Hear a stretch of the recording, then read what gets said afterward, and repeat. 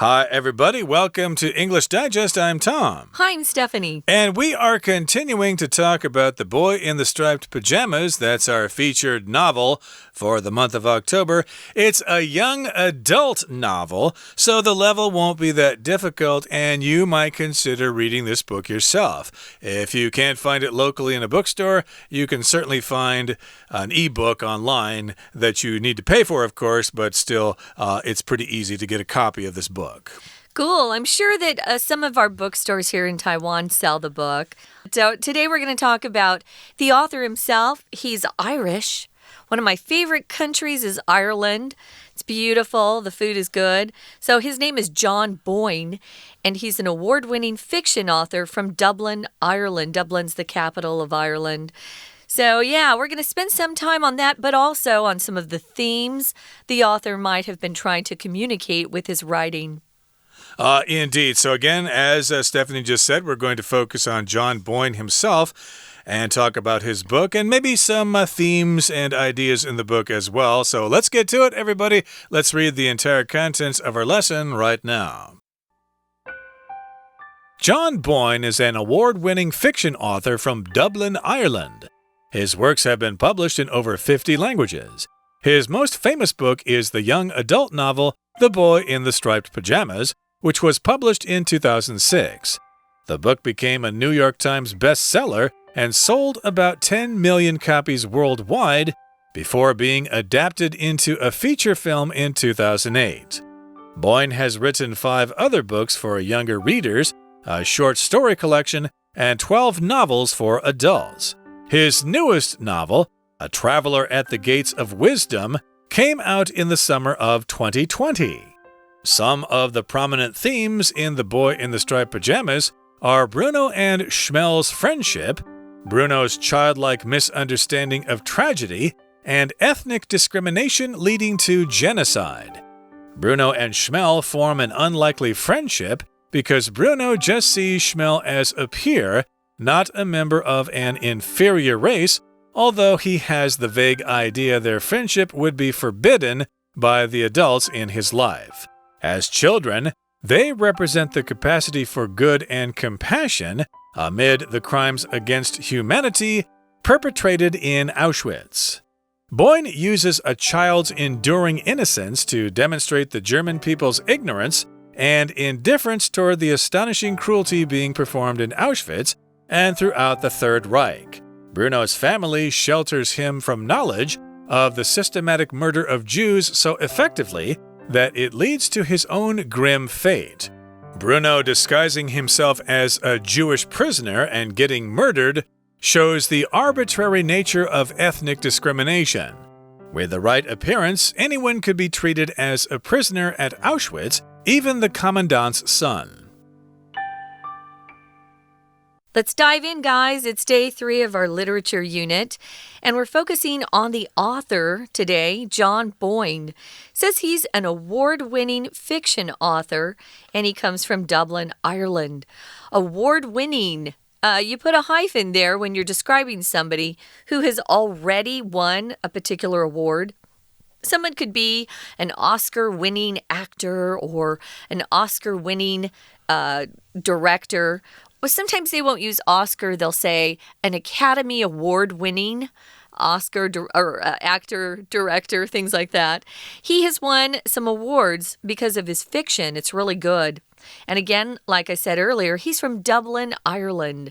He probably has a cute accent. Yes, Irish people do have cute accents, that's for sure. And his works have been published in over 50 languages. Of course, he didn't write the novels in those languages directly. They were translated. I'm sure you can find his novels in Chinese as well. And his most famous book is the one we've featured this month. It is the young adult novel, The Boy in the Striped Pajamas, which was published back in 2006. Now, the book became a New York Times bestseller and sold about 10 million copies worldwide before being adapted into a feature film in 2008. Usually when we talk about how popular a book is, we refer to the bestseller list. usually of the New York Times. I think there are other lists out there, but usually the one we most hear about, at least in America, is the New York Times list of bestsellers. So it became a bestseller. I don't know if it was number one, but it was on that list, and it sold lots of copies there, 10 million copies worldwide. And because it was so popular, it was adapted into a feature film 2 years later in 2008. I did want to point out the word adapt here. A-D-A-P-T, adapted. That means something was made into another form or slightly changed, okay? So you've got the novel form and then you've got the movie version. So yeah, it was adapted into a movie, okay? Don't say adopted. That means you brought in a kid into your family because they lost their parents or something like that. But again, adapted, it was basically made into a movie 2 years later. That was my question, so our article just answered it. When you see feature film, you guys, it just means that is a movie that's typically shown at movie theaters on the big screen. If it's a TV movie, it usually doesn't get that feature film description. Yeah, TV movies, not quite as glamorous, not quite as exciting. But the feature film was made back in 2008. Nowadays, when good books are published, a lot of Hollywood producers or producers around the world who make films, they immediately try to buy the rights to that book so that they can turn it into a feature film down the road, or maybe turn it into a TV show where you watch one episode a week, or maybe they're making it for Netflix or Amazon, where you can actually just watch all the episodes in one sitting, which I have done before, but it's kind of a waste of time. So how many has Boyne written? How many books, that is? He's written 5 other books for young readers or younger readers. When you see that, you know that the English is probably not quite as complicated or difficult. If I can find Chinese novels for younger readers, that's what I would buy too, because it's a little easier for me to understand. He's also written a short story collection. Short stories are much smaller than novels. I think they have to be over 200 pages, but I'm not sure what the definition is. If it's around 150 pages, it really isn't a novel. It could be a very short novelette. I know we use novelette sometimes. But he's also written 12 novels just for adults that are more, complicated. Maybe they have issues in them that kids shouldn't be reading at a young age. Indeed, or the language might be a little bit difficult for them to understand.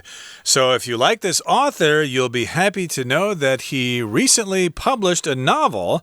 Last summer, A Traveler at the Gates of Wisdom. It came out in the summer of 2020. So it's October now, so it's certainly probably available in your nearest local bookstore. Or again, you might be able to order it online.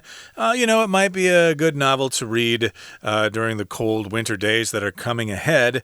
But again, we're talking mostly about his young adult novel here, The Boy in the Striped Pajamas. Now, let's move on now to the next paragraph here. It says, some of the prominent themes in The Boy in the Striped Pajamas are Bruno and Schmel's friendship, Bruno's childlike misunderstanding of tragedy, and ethnic discrimination leading to genocide. So yeah, we've got 3 themes there, and these are prominent themes. Prominent means they stick out, they're noticeable, and they're what you should pay attention to. So again, the first theme here is the friendship between Bruno and Schmel. Yes, they're friends with each other, even though they're probably supposed to be enemies. Right. You would think, right? Because Bruno is part of the German army, at least his dad is an army officer, who are actually torturing and treating the Jews in those prison camps horribly. Now, Bruno's childlike understanding of tragedy and ethnic discrimination actually lead to genocide. So let's look at this. If you're childlike, it's just another way to say you're naive. We used that word in an earlier program. Naive, you're too simplistic. You don't quite understand what the world is like. You see things through a child's eyes. That's not a bad thing always. I wish I could go back to that.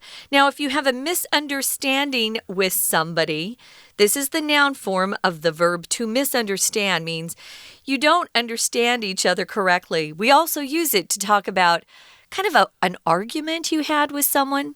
Yeah, we had a misunderstanding last week. But sometimes people just aren't clear enough with each other, and you have a misunderstanding that leads to maybe a bigger argument in the future. So he has a childlike misunderstanding of tragedy. He doesn't really understand that those people in that prison camp are being tortured and eventually will be killed by the Nazi soldiers. Tragedy is when you go through some sort of event which causes a lot of suffering for people, destruction, and typically death. That's the second theme here. So again, the first one was the friendship, and the second one is Bruno's naive misunderstanding of tragedy. Yeah, you just can't do that. You just can't put on a prison uniform and go over there and have fun. This go is visit for the day, a day trip. Exactly right. No, those people over there are prisoners. They are being tortured. They're being beaten. It's serious. It's not fun and games. So yeah, he's naive, and he has this childlike misunderstanding of tragedy. And then the third prominent theme in this book is ethnic discrimination leading to genocide. And that's certainly what happened in World War II in Europe. It's also what happened in Rwanda. Rwanda, right. I was going to say. In the 1990s with the Tutsis and the Hutus. That was also ethnic discrimination. And that led to genocide. Okay, ethnic just refers to cultural groups. It could be different races of people, but different countries and different languages, ethnic groups, for example. And discrimination, okay, which means you kind of say one group is this way and the other group is that way and therefore bad. So yeah, that's racial prejudice. Of course, we've got discrimination in various countries all over the world. And in some cases, indeed, it does lead to genocide, in which large numbers of those people are simply killed because they belong to a certain race or ethnic group. So this is a short introduction to some of the prominent themes in the book, and we'll go on to talk about this a little bit more, but right now we're going to take a quick break and listen to our Chinese teacher. 谢谢美语老师。Hello, my name is Shelby. 我们今天要探讨作者。第一段 John Boyne 是获奖小说家，他的作品以超过50种语言来出版。第二句 In over 50 languages, over 超过，in 加语言表示以什么语言，例如 in English 用英文， in Chinese 用中文。他最著名的书是青少年小说《穿条纹衣的男孩》。到第四句，这本书成为《纽约时报》畅销书，在被改编成剧情长片之前，后面的 before 加了省略主词 the book， 动词 was adapted 改成 being adapted 分词构句。动词 adapt 改写改编相当于 modify modify 或者 adjust adjust。 他的小说被改编成电影。 A feature film 是指长度够长，大约80到180分钟，在戏院上演的影片。另外 John Boyne 还写了其他青少年小说或小说集等。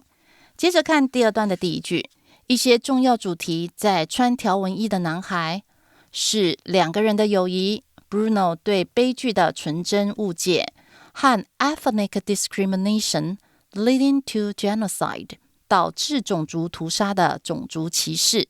ethnic 种族上的， discrimination 歧视， leading to 相当于 which leads to， genocide 是种族灭绝。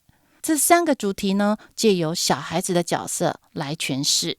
We're going to take a quick break. Stay tuned. We'll be right back.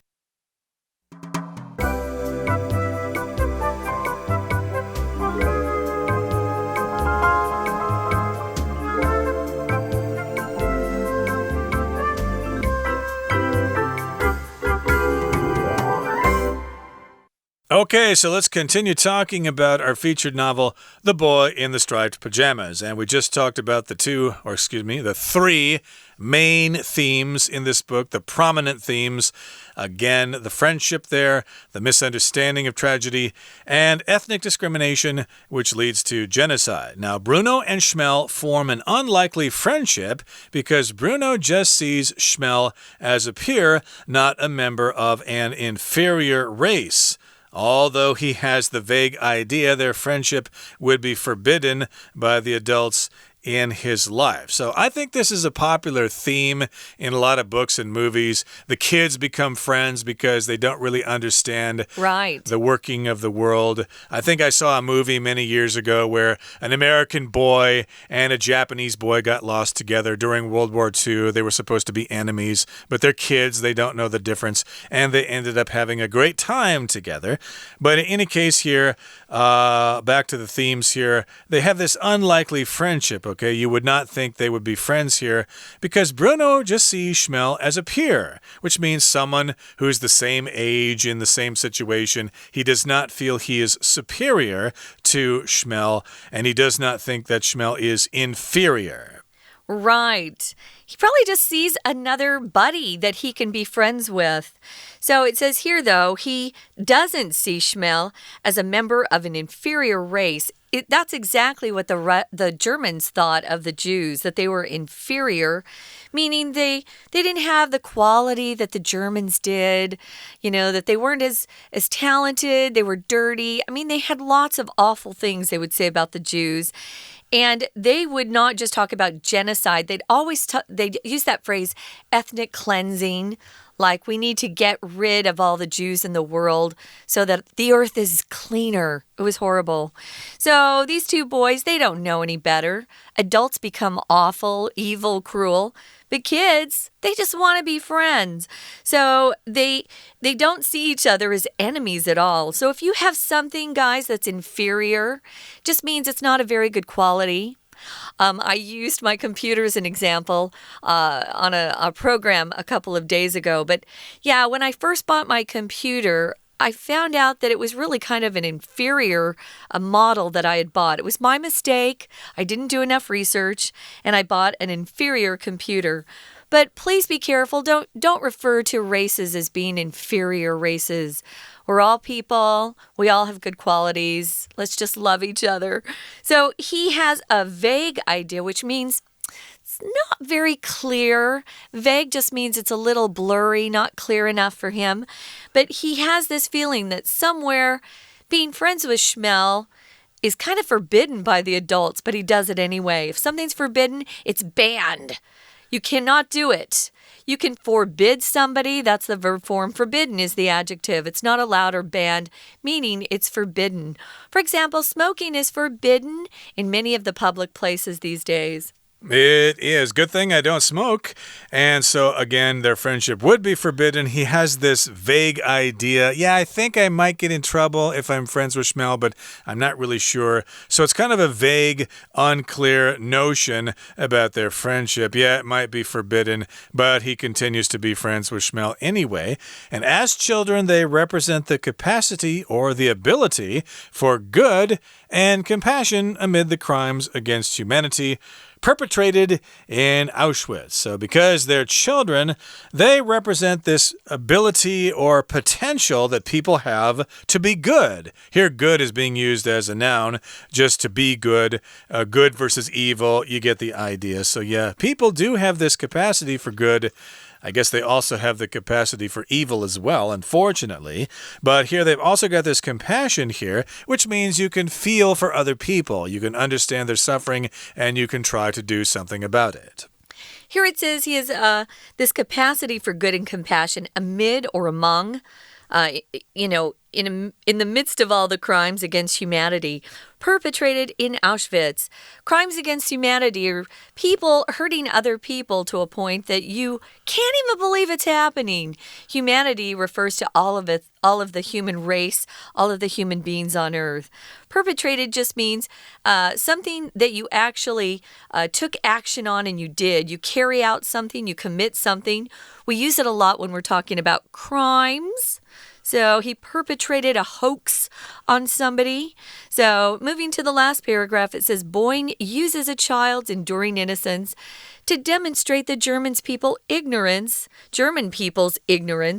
and indifference toward the astonishing cruelty performed in Auschwitz and throughout the Third Reich. So he kind of paints this world by looking at it through this child's eyes.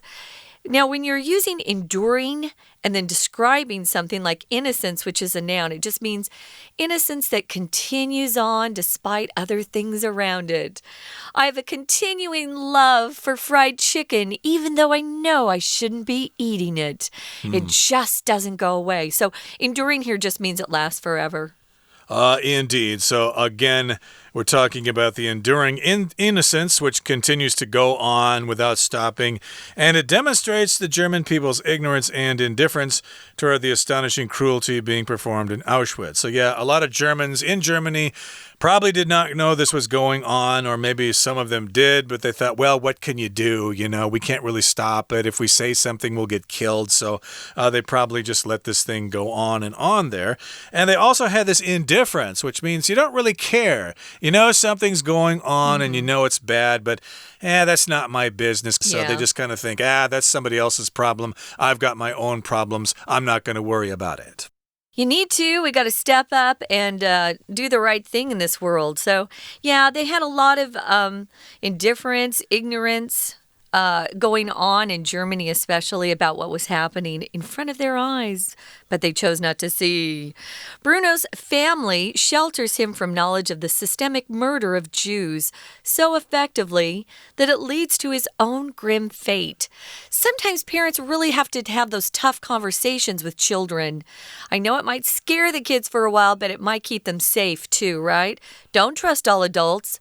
If an adult wants to give you candy, it doesn't mean they love you. They might kidnap you and take you from me. Sometimes you have to help kids understand there are bad people out there. When you talk about something that's grim, it's not very fun, and it can be very, very serious at times too. Grim fate just means something that doesn't have anything happy attached to it, and your fate is just like something of a consequence that you have no control over. So it's really sad that because the parents didn't help Bruno understand what that prison was about, they lost their own child. Yep, he was ignorant of his own grim fate, or it leads to his own grim fate, which could be horrible, terrible, etc. Again, he was gassed in a gas chamber with his friend Schmel there, and Bruno disguising himself as a Jewish prisoner and getting murdered shows the arbitrary nature of ethnic discrimination. Arbitrary means you don't really have any reason for doing something. It's kind of random, okay? You just don't really have any logical reason for it, and that's what ethnic discrimination can be sometimes. With the right appearance, anyone could be treated as a prisoner at Auschwitz, even the commandant's son. Yeah, so I guess they looked alike here, so I guess they sort of misunderstood each other, or at least the kids were misunderstood. At least Bruno was misunderstood, and they thought he was Jewish because he was there with them, so he got gassed as well. And that's why the author describes this as being ironic. The ending, at least. It's an irony that just because he was wearing the same clothes, he had his head shaved, that this kid who was very privileged and belonged to a very high-ranking military guy with the Nazi military ended up being killed by his own countrymen. Very, very sad. Right now, guys, we're going to listen one more time to our Chinese teacher, and then we'll be back to wrap this up. 第二句 Bruno 和 Schmuel 建立起不太可能的友谊，因为 Bruno 将 Schmuel 视为同才，而不是较低等的种族。A member of an inferior race. Inferior 比较差的，两者比较，一者较差，就可以写成 A is inferior to B， 用介系词 to 来表达 than T-H-A-N 比起来。另外 superior 较优秀的， senior 较年长，也是用 to 来连接比较两者。例如说，他比他哥哥优秀， he is superior to his older brother。 所以他们的友谊会 would be forbidden 被禁止。 Forbid F-O-R-B-I-D 禁止做什么事情，它的三态是不规则变化 forbid, forbade, F-O-R-B-A-D-E, forbidden。北京的紫禁城英文名字就是 The Forbidden City。下一句，作为儿童，他们代表善良和同情的能力，在毁灭人性的罪行中。Represent 代表 the capacity for something 对什么的能力。Good 这里当名词，表示善良。Amid the crimes amid 介系词在什么之间，相当于 in the middle of 或者 among， 来反对被 perpetrated 的人性。Perpetrate 做坏事，在集中营人性泯灭 humanity 都被犯罪了。接着到第三段的第一句， John Boyne 用孩子的纯真来显示德国人民的忽视 ignorance 和冷漠 indifference。 对于什么什么冷漠，惯用语我们可以用 be indifferent to 或者 toward somebody or something。 例如说 He is indifferent to the noise outside， 他对外面噪音不在乎。在句子的后面地方副词 throughout the Third Reich，Reich 是德文，相当于英文中的 realm R-E-A-L-M 领域。Reich 的 R 大写的时候，是专门指希特勒统治时期的德国，通称为第三帝国。下一句 Bruno 家人如此的照顾他，不让他知道谋杀犹太人。Shelter A from B， shelter 避难所或者动词保护 from somebody or something 远离某件事情。后面有个 so that 子句，如此以至于家人太保护他，以致导致他悲惨的命运。最后一句 Bruno 乔装自己并被杀害 disguising himself and getting murdered， 这两件事是省略了冠带 who， 动词加上 ing 变成分词构句 shows 显示了种族歧视的随机性。 arbitrary 随心所欲的或者武断的。 arbitrary nature 就是指任意为之，他说怎么样便怎么样子的这种本质。整句只要有这样的外表任何人都会被当成囚犯。好，整本故事我们就分析到此，大家看完之后有没有感触良多？以上是今天的讲解，谢谢收听。That brings us to the end of our lesson for today. Thank you so much for joining us, and we wish you the best of luck when you attempt to read The Boy in the Striped Pajamas. You're gonna love it. From all of us here at English Digest, I'm Tom. I'm Stephanie. Goodbye. See ya.